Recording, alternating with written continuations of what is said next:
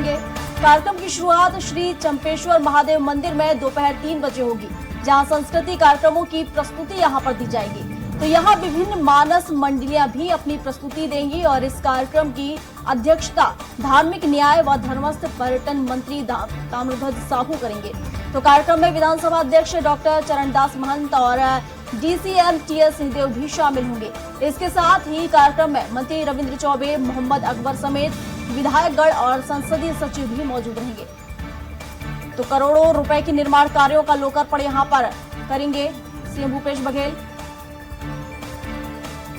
तो चंपेश्वर महादेव मंदिर में यह कार्यक्रम होगा। सांस्कृतिक कार्यक्रमों को यहां पर प्रस्तुति दी जाएगी उनकी।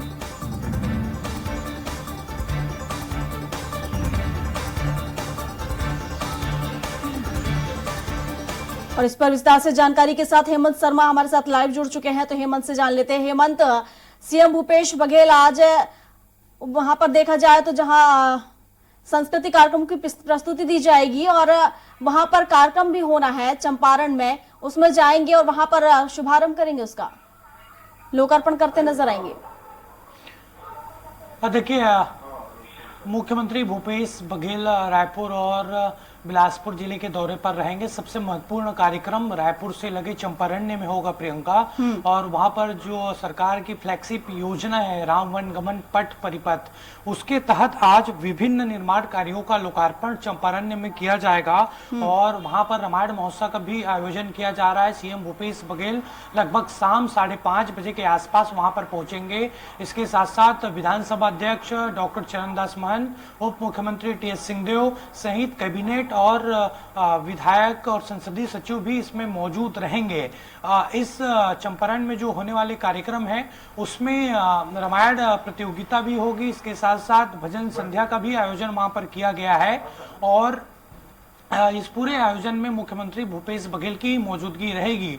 लेकिन उससे पहले कांग्रेस का जिस तरीके से संकल्प शिविर चल रहा है हर विधानसभा में, लगातार मुख्यमंत्री भूपेश बघेल भी हर विधानसभा में जाकर वहां पर संकल्प शिविर में शामिल हो रहे हैं, कार्यकर्ताओं को रिचार्ज कर रहे हैं और उनके साथ पीसीसी अध्यक्ष दीपक बैज भी मौजूद रहते हैं। कल बिलासपुर विधानसभा सहित कई और विधानसभाओं का दौरा मुख्यमंत्री भूपेश बघेल ने पीसीसी अध्यक्ष के साथ किया था।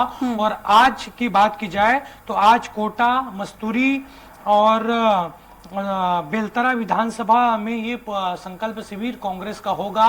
लगभग 1 बजे के आसपास मुख्यमंत्री भूपेश बघेल रायपुर से रवाना होंगे और सीधे कोटा विधानसभा के संकल्प शिविर में वो शामिल होंगे। उसके बाद संकल्प शिविर बेलतरा विधानसभा में है और उसके बाद मस्तूरी। इन तीनों विधानसभा सीट की बात की जाए तो इन तीन में से जो तीनों की सीट है, तीनों सीट कांग्रेस के पास अभी नहीं है और वहां पर निश्चित तौर पर कांग्रेस इस बार जीत की कोशिश करेगी। और मुख्यमंत्री भूपेश बघेल आज जब इन तीनों विधानसभाओं के संकल्प शिविर में पहुंचेंगे तो कार्यकर्ताओं को रिचार्ज करने की उनकी कोशिश होगी। बिल्कुल हेमंत, जैसा कि आपने बताया कि इन तीनों सीटों पर कहीं ना कहीं अगर अपनी सत्ता बनाने में या ये कहें कि वहां पर जीत हासिल करने में कांग्रेस नाकाम रही है, और अब ऐसे कौन से मुद्दे होंगे जिसको लेकर वो उनके बीच में जाएगी और ताकि वहां की सीट वो अपने नाम कर सके?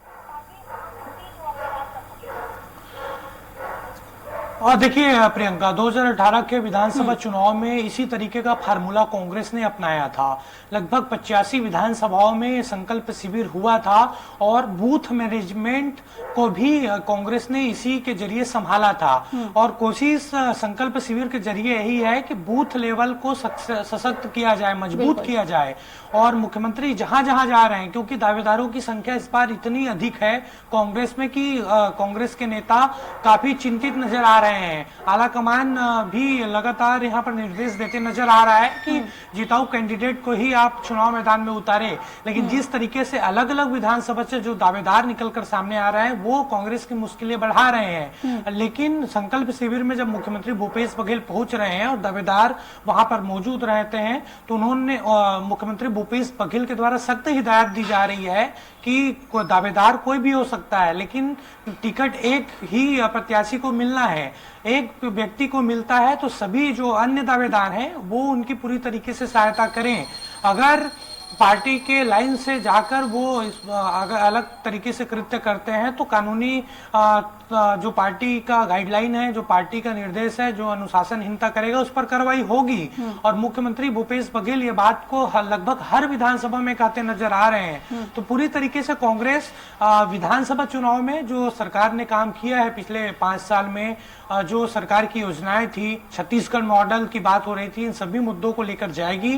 कोशिश कांग्रेस की यही है कि फिर से सरकार यहाँ पर बनाया जाए और मजबूत सरकार बने ताकि किसी भी प्रकार की दिक्कत चुनाव के बाद ना हो। बिल्कुल हेमंत, और जैसा कि हमने देखा है कि कांग्रेस कहती आ रही है कि हमारी जब लिस्ट जारी होगी तो वो जो दावेदार होंगे तो वो कहीं ना कहीं उनकी पकड़ मजबूत होगी और एक देखा जाए तो मंजे हुए दावेदार होंगे जिन्हें ये सीट दी जाएगी। लेकिन जिन दावेदारों के जो वहां पर हैं, क्योंकि कहीं ना कहीं बाहरी दावेदारों को भी सीट दी जा रही है, तो लेकिन जो लोकल दावेदार हैं जिन्हें सीट नहीं मिल पाएगी तो कहीं ना कहीं उनमें नाराजगी भी देखने को मिलेगी।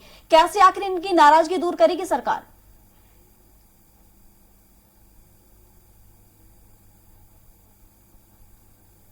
छत्तीसगढ़ में और इस बार परिस्थितियां काफी बदली हुई है। कांग्रेस के अभी 71 विधायक हैं वर्तमान में, लेकिन खबर ये आ रही है प्रियंका कि 40 से अधिक विधायकों का टिकट कटेगा। परफॉर्मेंस खराब है और दावेदारों की भी संख्या बहुत ज्यादा है हर विधानसभा में। तो एक तो चुनौती कांग्रेस के पास ये है कि दावेदारों की संख्या अधिक है, एक प्रत्याशी को अगर टिकट दिया जाता है तो बाकी को कैसे संभाला जाए। इसके साथ साथ जिन विधायकों का टिकट कटेगा कहीं वो बगावत में न उतर जाए। तो दोहरी समस्या कांग्रेस के पास यही है कि अगर टिकट वितरण होता है उसके बाद सिर फुटौल ना हो, क्योंकि कांग्रेस में हमेशा ये देखा जाता है, अक्सर ये देखा जाता है कि टिकट वितरण के बाद काफी यहाँ पर विवाद की स्थिति निर्मित होती है। पिछले बार 2018 के विधानसभा चुनाव में हमने देखा था कि रायपुर में काफी बवाल हुआ था। जो महापौर है वर्तमान में इजाज डेबर, उनको टिकट नहीं मिला था, उन्होंने कुर्सी तक तोड़ डाली थी। इसके साथ साथ जो उस समय के वर्तमान प्रभारी थे, प्रदेश प्रभारी पीएल पुनिया, उससे भी बदतमीजी की गई थी। तो ये कांग्रेस में ये सब चलता रहा है, इसीलिए सबसे बचने के लिए मुख्यमंत्री भूपेश बघेल ने खुद मोर्चा संभाला है और पूरी तरीके से पीसीसी अध्यक्ष के साथ मिलकर वो मॉनिटरिंग कर रहे हैं। और पूरी तरीके से मुख्यमंत्री भूपेश बघेल पर ही निर्भर है कि किस इलाके में किस व्यक्ति को और किस आधार पर टिकट दिया जाए। तो ये दोहरी चुनौती है। इस दोहरी चुनौती से कैसे कांग्रेस बाद में निपटेगी वो देखने वाली बात होगी। बिल्कुल हेमंत, और जैसा कि हमने देखा, चाहे कोई भी पार्टी हो, अगर उनके जो पुराने कार्यकर्ता हैं अगर टिकट नहीं मिल पाती है या उन्हें वो जो चाहते हैं वो नहीं हो पाता तो कहीं ना कहीं नाराजगी ऐसे में देखने को मिलती है। फिलहाल देखने वाली बात होगी कि आगे किस तरह की रणनीति यहाँ पर सामने आएगी। शुक्रिया फिलहाल आपका। आगे बढ़ते हैं, रायपुर से ही एक और बड़ी खबर से आपको रूबरू करा देते हैं, जहां जेसीसीजे आज पाटन से चुनावी आगाज करने वाली है। तो पाटन में आज होगा जेसीसीजे का कार्यकर्ताओं का सम्मेलन और क्षेत्रीय दलों से गठबंधन कर चुनाव लड़ेगी जेसीसीजे। तो कोर कमेटी की बैठक में समितियों का यहां पर गठन किया जाएगा। 1 सितंबर लोरमी, 2 को पेंड्रा और 4 तारीख को पडरिया में ये कार्यक्रम होगा। तो यह कार्यकर्ता सम्मेलन यहां पर किया जाएगा। तो देखिए 1 सितंबर को लोरमी में ये कार्यक्रम होगा। उसके साथ ही और इस पर विस्तार से जानकारी के साथ हेमंत हमारे साथ एक बार फिर लाइव जुड़ चुके हैं। तो हेमंत कहीं रुक कर लेते हैं। हेमंत, जेसीसीजे चुनावी आगाज करने वाली है पाटन से, विस्तार से जानकारी दीजिए। और देखिए, छत्तीसगढ़ जनता कांग्रेस जोगी, जो पूर्व मुख्यमंत्री और स्वर्गीय अजीत जोगी की पार्टी है, उस पार्टी ने आज फैसला ये लिया है कि वो मुख्यमंत्री भूपेश बघेल के गढ़ से चुनावी आगाज करेगा। और इसकी जानकारी 2 दिन पहले ही दी गई थी कि मुख्यमंत्री भूपेश बघेल के गढ़ से ही जनता कांग्रेस छत्तीसगढ़ चुनावी आगाज करेगी। और इस चुनावी आगाज आज शुरू हो जाएगा। चूंकि पाटन में लगातार मुख्यमंत्री भूपेश बघेल जीतते आ रहे हैं, इस बार टारगेट न सिर्फ बीजेपी बल्कि जनता कांग्रेस भी पाटन को करती नजर आ रही है। ये जो पाटन में कार्यक्रम होगा वो कार्यकर्ता सम्मेलन होगा। प्रदेश भर से कार्यकर्ताओं को बुलाया गया है, चुनाव के लिहाज से रिचार्ज किया जाएगा और उसके बाद अलग अलग रणनीति बनाई गई है जनता कांग्रेस छत्तीसगढ़ के द्वारा। 1 सितंबर को लोरमी में, 2 सितंबर को गौरेला पेंड्रा मरवाही में, जहां पर जनता कांग्रेस का गढ़ रहा है गौरेला पेंड्रा मरवाही। उसके बाद 4 सितंबर को पंडरिया में कार्यकर्ता सम्मेलन आयोजित किए जाने की यहाँ पर तिथि की घोषणा की गई है। इसके साथ साथ ये संभावना जताई जा रही है कि जनता कांग्रेस छत्तीसगढ़ क्षेत्रीय दलों से गठबंधन कर चुनाव लड़ेगी। पिछले बार 2018 के विधानसभा चुनाव में काफी अहम फैक्टर साबित हुआ था जनता कांग्रेस जोगी, और बसपा के साथ मिलकर उन्होंने चुनाव लड़ा था। लगभग 40 से ऐसी विधानसभा सीट थी जहां पर जनता कांग्रेस के प्रत्याशियों ने 10,000 से ज्यादा वोट पाए थे, कई स्थानों पर दूसरे पोजीशन पर थे। हालांकि उस समय की परिस्थितियां अलग थी। अजीत जोगी उस समय थे, उनके निधन के बाद पार्टी पूरी तरीके से टूटी हुई नजर आ रही है। जो उनके बेटे हैं अजीत जोगी पार्टी के अध्यक्ष हैं, वो पार्टी को उस तरीके से चला नहीं पा रहे हैं। तो इस बार दोहरी चुनौती है, क्योंकि खुद अजीत जोगी नहीं है, अमित जोगी को पूरा भार संभालना पड़ेगा। तो चुनाव के बाद ही वो स्थिति क्लियर होगी कि किस तरीके से प्रभाव जनता कांग्रेस इस बार छोड़ पाएगी, क्योंकि 2018 के विधानसभा चुनाव में बीजेपी कांग्रेस दोनों को नुकसान उस पार्टी ने पहुंचाया था कई विधानसभाओं में। तो ये इस बार देखने वाली बात होगी, और जीसीसी ने तय भी किया है कि जीतने वाले प्रत्याशियों को इस बार टिकट दी जाएगी, और कोर कमेटी की बैठक में ये तमाम चीजों को लेकर फैसला लिया गया था। बिल्कुल हेमंत, जैसा कि आपने बताया कि पिछली बार जब चुनाव हुआ था तो बड़ी संख्या में इन्होंने जीत हासिल की थी।